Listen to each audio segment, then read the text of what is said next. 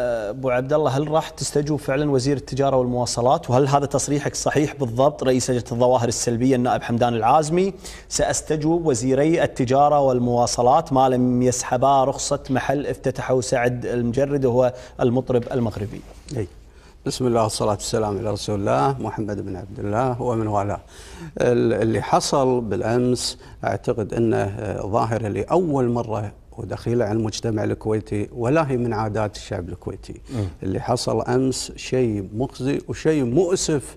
أعتقد كانت ردة الفعل قوية بالشارع الكويتي لا يمكن قبولها. نعم، أنا هددت شنو؟ باستجواب وزير التجارة وأيضا وزير البلدية. يعني وزير المواصلات ما له شغل. المواصلات ما له شغل. المواصلات أنا تكلمت عن وزير البلدية. أنا قاعد أتكلم لأن البلدية هم من اختصاصها إغلاق المحلات وفتح المحلات من اختصاصها. نعم. فأنا أعتقد لا يمكن اخواننا الوزراء، وزير التجاره ولا وزير البلديه، وكلهم من اشط الوزراء الموجودين، وما يرضون باللي حصل اليوم. واعتقد هذه لاول مره تحصل بالكويت. احنا اتمنى من وزير التجاره وايضا اتمنى من وعبد الله مو اول مره. لا اول مره يعني انه مطرب يفتتح محل.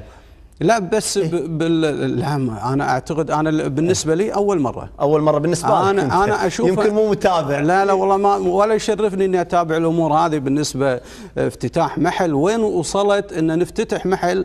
مع الاسف احنا نعتب حتى على صاحب المحل اللي اتى. يعني انت فاتح تدور الرزق وتتمنى ان الله يوفقك بهالمحل.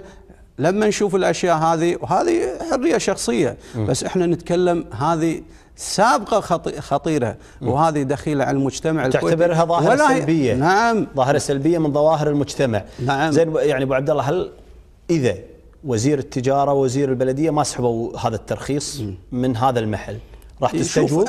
احنا هددنا. راح تستجوب؟ لا، هل هو التهديد راح تستجوب اذا ما سحبوا هذا؟ هو يقول انا ما، يعني حسب الاتصالات الموجوده يقول احنا ما عندنا علم بالامر هذا. من اللي قال؟ اثنينهم.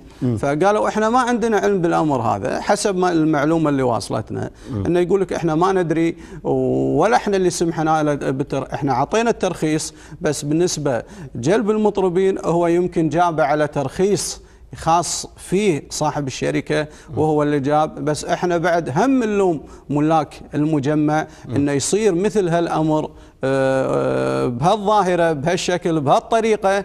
يعني احنا نعتب على الكل. وايضا حتى الداخلية تدخل طرف. نعم. ابو عبد الله، هل تعرف انه صاحب هذا المحل؟ لا والله ما اعرفه. ما تعرف؟ لا ما اعرفه. حتى لو اعرفه كلمة الحق تنقال. منو كان؟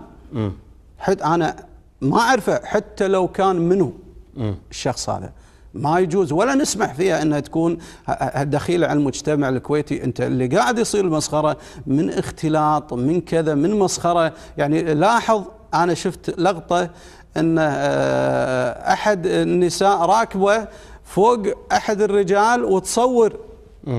يعني لاول مره نشوف هالمنظر هذا. نعم. يعني لا يمكن قبوله. واعتقد كانت رده الفعل قويه بالشارع. بس انا